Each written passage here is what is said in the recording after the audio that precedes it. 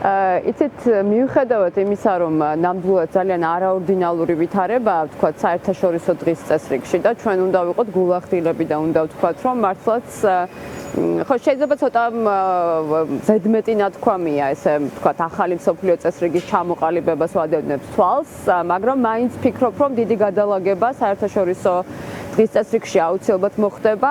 ახალი მსოფლიო წესრიგი ევროპაში პრაქტიკულად ევროპის კავშირის გაცილებით უფრო გაძლიერება, თავდაცვის უნარიანობის გამტკიცება და ამერიკის შეერთებულ შტატებში ის მოვლენები, რომელსაც ჩვენ ვადევნებთ თვალს, მიუხედავად იმისა, რომ ნამდვილად ხა არავისთვის არ არის სასიამოვნო, როდესაც თქვათ ამხელა ჩვენ სტრატეგიულ პარტნიორს და უკრაინის სტრატეგიულ პარტნიორს და თქვათ უკრაინას შორის შეთანხმება ჯერჯერობით არ არის გაფორმებული, იმიტომ რომ ჩვენ ინტერესშია, საქართველოს ეროვნულ ინტერესშია, ისევე როგორც უკრაინის ეროვნულ ინტერესშია და უსაფრთხოების ინტერესშია, რომ ამერიკის შეერთებული შტატები იყოს წარმოდგენილი რეგიონში, ეს არის ძალიან მნიშვნელოვანი. ამის მიუხედავად, ამ სირთულეების მიუხედავად, ჩვენ გვაქვს მხოლოდ ერთი ამოცანა. ეს ამოცანა გულისხმობს იმას, რომ რაც არ უნდა რთული იყოს პერიოდი და მე ახლა მესმის, რომ ევროპის კავშირიც ამერიკის შეერთებული შტატებიც მეტწილად ორიენტირებულები არიან იმაზე, რომ შეთანხმება გაფორმდეს ამერიკის შეერთებულ შტატებსა და უკრაინას შორის. ევროპის კავშირი მეტწილად ორიენტირებულია იმაზე, რომ მაგალითად თავდაცვის უნარიანობა გაიზარდოს და გაცილებით უფრო მეტი ყურადღება დაუთმოს, რაც ასევე ჩვენ ინტერესებშია უკრაინის გამარჯვების ახალ სტრატეგიას, ომის შეწყვეტის და უკრაინის გამარჯვების ახალ სტრატეგიას. ეს არის ძალიან მნიშვნელოვანი. ამიტომ ამ კონტექსტში შეიძლება ხშირად ვიფიქროთ, ან ჩვენს ტელემაყურებელსაც რაღაც შემოერიოს ის განწყობა, რომ საქართველოსთვის არავის არ ცალია, მაგრამ არ არის ეს ესე.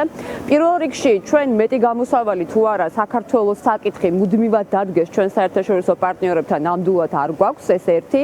სანქციებზე მუშაობა გრძელდება და ამიცი დასტური იყო ზუსტად ის საერთაშორისო სანქციები, ეროვნული სანქციები, რომელიც ბალტიისპირეთის ქვეყნებმა დაუწესა მთელ რიგ რეჟიმის წარმომადგენლებს, ასევე გრძელდება მუშაობა სხვა ევროპის კავშირის ქვეყნების წარმომადგენლებთან, ხელისუფლებასთან, პარლამენტთან და მინდა გითხრათ, რომ ეროვნული სანქციები გაცილებით უფრო მძიმე შეიძლება იყოს და მაგალითად ერთ-ერთი საკითხი, რომელიც მე სულ ამას ვამბობ და განიხილება, ეს არის ზუსტად რეჟიმის ყველა წარმომადგენლის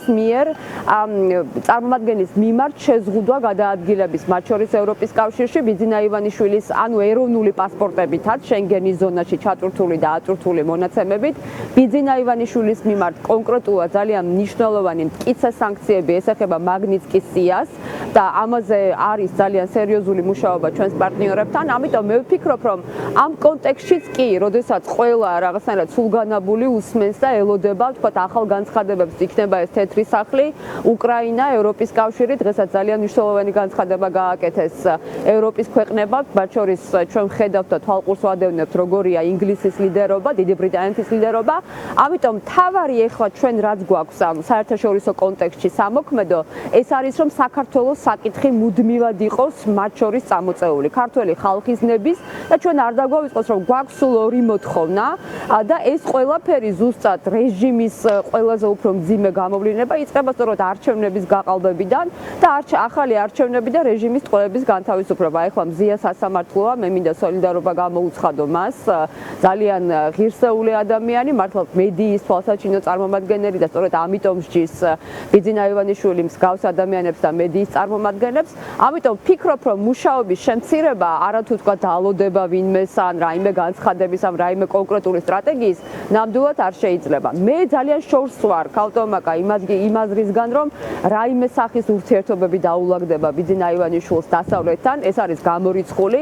უფრო მეცაც გეტყვით, რომ ახალ გაფართოების ტალღაზე იწყება საუბარი, ეს იყო ტუსკის განცხადება, რომელმაც თქვა, რომ მართლა ძალიან მნიშვნელოვანია ჩვენი პარტნიორები აღმოსავლეთ ევროპაში, ვინც არიან, ისინი კიდევ უფრო გაძლიერდნენ, რომ აღმოსავლეთის ფრთა იყოს კიდევ უფრო ძლიერი, განსაკუთრებით იმ საფრთხის ფონზე, როდესაც შესაძლებელია ვთქვათ, ამერიკის შეერთებული შტატების მეტწილად პოზიცია იყოს უფრო მეტად იზოლაციისკენ ვთქვათ მიდრეკილი. თუმცა მე მგონია, რომ ამ ვითარებაში და ამ საერთაშორისო დღის წესრიგში და ვთქვათ ამ საუკუნეში ეხლა რაც ხდება, ეს ნაკლებად წარმოსადგენია და მე ვფიქრობ, რომ ეს შეთანხმება, რომელზეც საუბარი იყო, ვთქვათ, რამოდენიმე დღის წინ და გრძელდება და დღესაც ჩვენ მოვიცმენთ ალბათ დამატებით დეტალებს პრეზიდენტ ტრამპის განცხადების შემდეგ, იგი კონგრესში გამოდის, ვფიქრობ, რომ მართლაც მნიშვნელოვანი იქნება, როგორ განვითარდება მოვლენები და მე დარწმუნებული ვარ, რომ მიუხედავად ყველაფრისა ეს შეთანხმება შედგება. ამიტომ ჩვენი მთავარი ფოკუსი, რაც უნდა იყოს, თქვა, შიდა ზეწოლის გარდა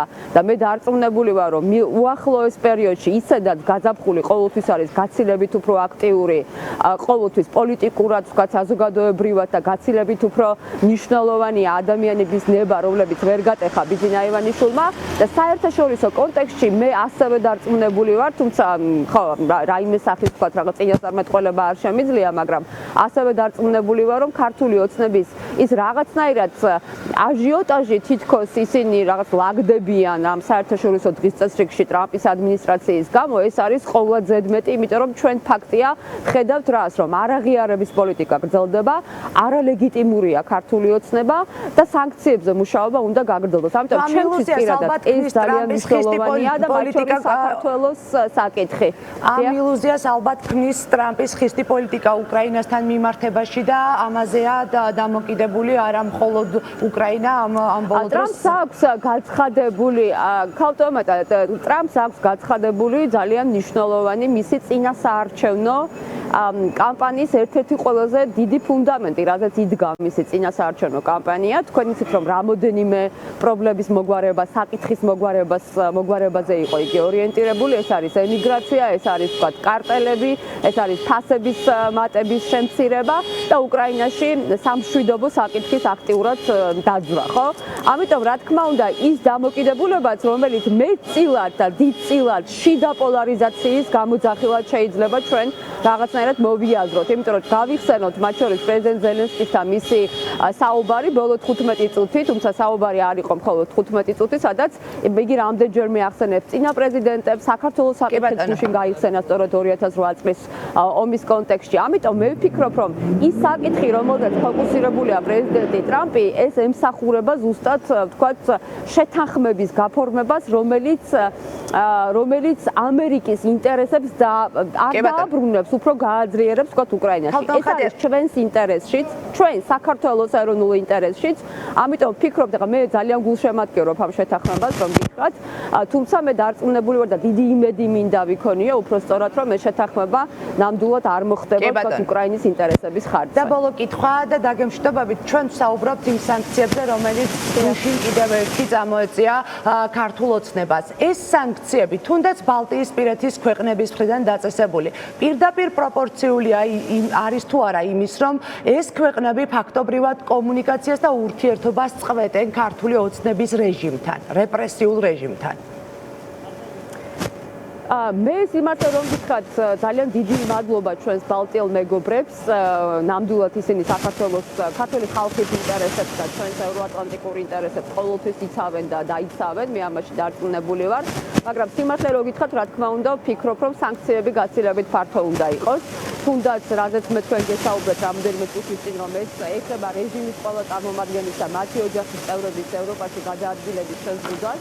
ასევე ეს ეხება ფინანსურ სანქციებს, რომელიც უნდა დაედოს ბიძინა ივანიშვილს და თქვათ რეჟიმის უფრო მის ფინანსურად გამაძლიერებელ კოჰორტას მის გარშემო.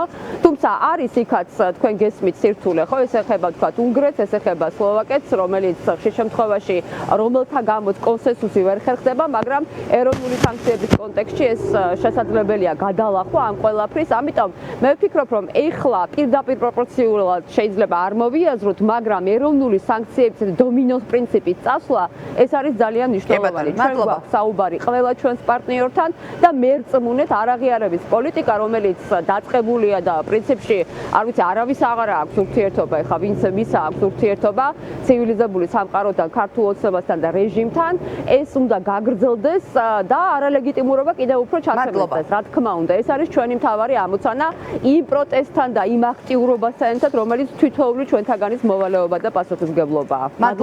მადლობა უსმენდით ხატია დეკანოიძეს, ჩვენ ახლა რეკლამაზე უნდა გავიდეთ, რეკლამის შემდეგ სტუმართან ერთად ბრუნდებით.